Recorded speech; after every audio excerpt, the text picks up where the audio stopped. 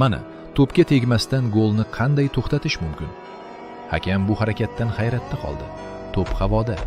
Darvozabon Alisson jamoasi uchun gol urish umidida oldinga chiqdi. To'p tushganda Manchester City o'yinchilari bosh bilan urib tozaladi.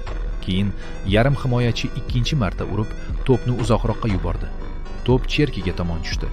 U ko'kragiga oldi. Shu paytda Manchester City qarshi hujumga tayyorlanib, Holland va Cherki bilan son jihatidan ustun edi. Liverpoolda esa faqat Szoboszlay himoyada qoldi.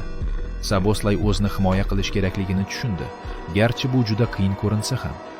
Cherkida Hollandga pas berib yugurishni boshlash imkoniyati bor edi, lekin u tavakkal qilmay, maydon markazidan darvozaga to'g'ri zarba berdi. To'pda kuchi yetmadi va Szoboszlay uni to'xtatishga yugurdi, lekin uning oldida Holland ham gol urish uchun oldinga otildi. Holland shunchalik tez yugurdiki, Szoboszlayni quvib o'tib,